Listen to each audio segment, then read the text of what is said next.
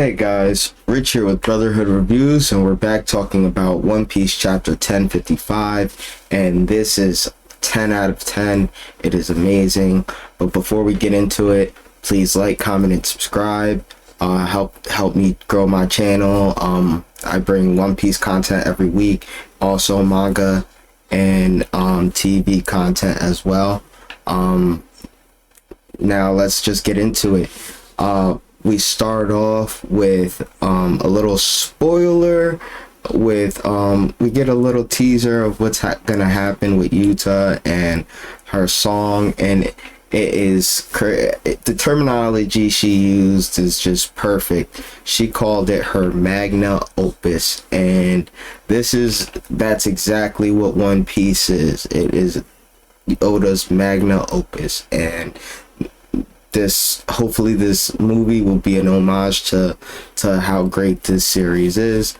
But we get a whole cover spread, just, you know, advertising the movie.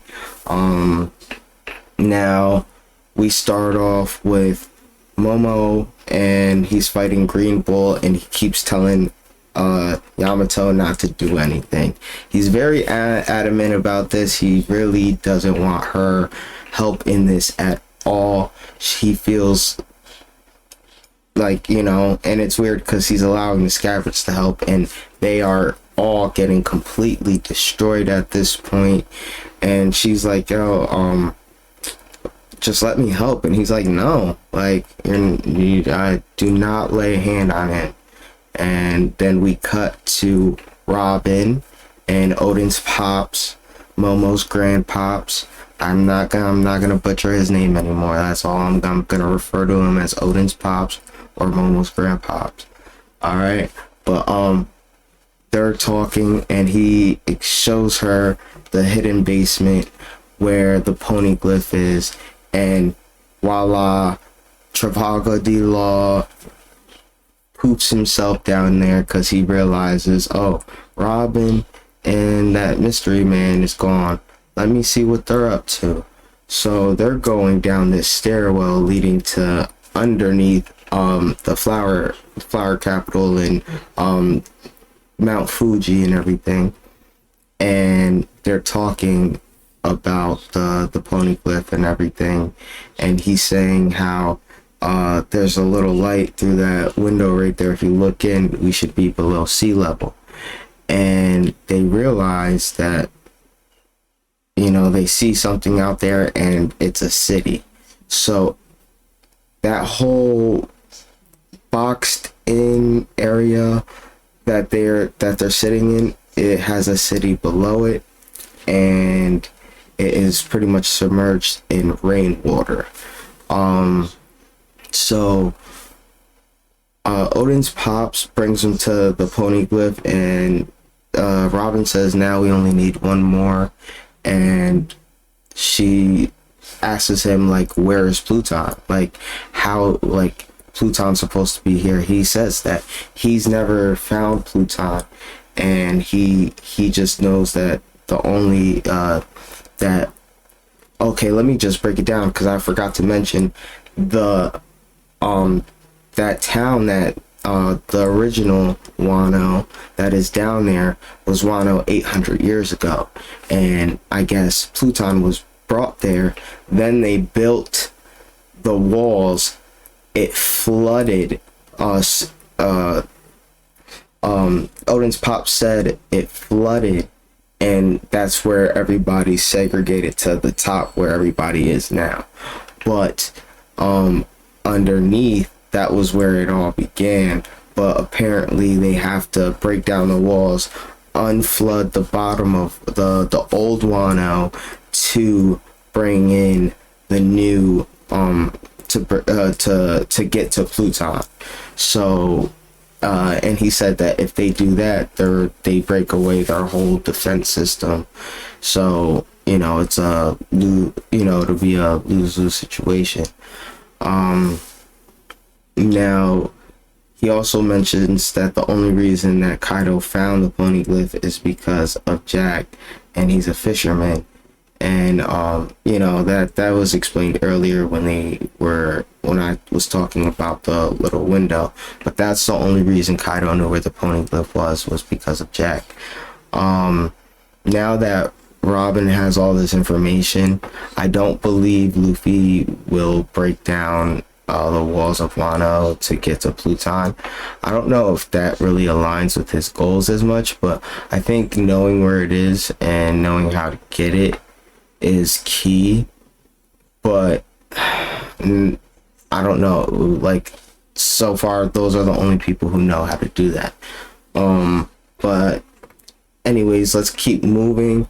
Now we go back and finish off with Momonosuke and the Scabbards fighting Green Bull, and it is not looking any better until it starts looking better. All right, my man Momonosuke pulls a Hail Mary out of somewheres. I don't even know where he got the guts for it, but pretty much Green Bull starts sucking the life out of all the Scabbards. Momonosuke, you know, is pretty much, you know, fighting for his life right now. And he's saying, Green Bull is pretty much telling him, just bring me Luffy and let me take his head, and, you know, we can get this over with. We can be done with this, and I will leave.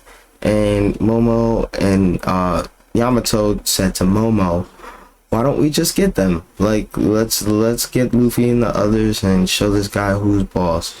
And Momo was like, how he, you know, Momonosuke's been saying some touching stuff since he grew up, man.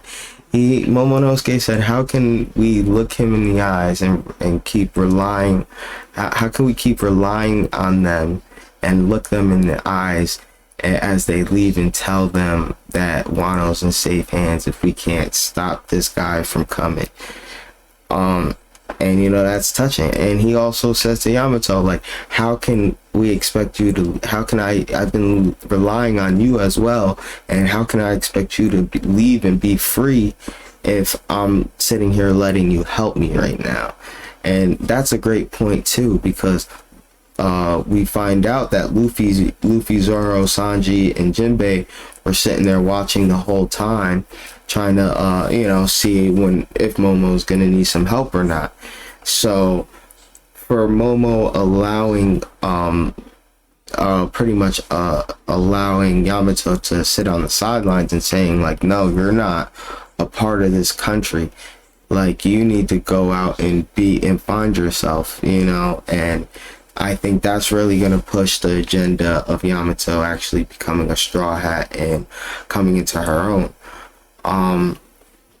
And now Momo hits him with a Boro Blast, because he's just, you know, keeps screaming, but gone, you know what I'm saying? Get out my country, like, leave us alone.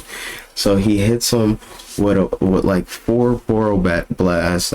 You know what I'm saying? Well, he shoots like 4 of them, but he hits him with one straight in the chest, and he's like, oh my god. And then a Conqueror's Haki strikes out of nowhere, and it's just, and folds. Green Bull folds. I don't care, he folds. You know what I'm saying? He feels, like, I don't know, I don't get it. People just feel this man Shanks' mind touch or something, you know what I mean? Stranger Things, if y'all watch Stranger Things, you know what I'm talking about. But he's got this little mind touch thing that he does, and people are just like, oh, Shanks, that's Shanks. And then, you know, Shanks goes off. He's like, are you that frightened of the new era that you're gonna try and attack them while they're all wounded and getting rested? And it says Shanks's boat is just as a boat drifts off. And, you know, Jinbei mentions, like, whose Haki is that? And Luffy's like, I don't know, but something familiar about it. And then it says his boat is drifting off. So, because if you want to go back to chapter 1, when he, well, not chapter 1, but when he gets first saved by Shanks and he sends the the Sea King way. He technically used hockey at that moment. It was low level hockey, but it was hockey nonetheless. So he kind of has a feel of Shanks's hockey. So that would make the most sense. But Shanks is so freaking fierce, bro. He puts so much fear in people's hearts. Luffy smiled and it drifted off, but I still think he's gonna pull up. I still think he's gonna pull up on them, but we'll see. It ended there. I hope you guys enjoyed this. Thank you guys for listening. I hope you're having a good day, time, night, whenever you guys are listening to this. Thank you.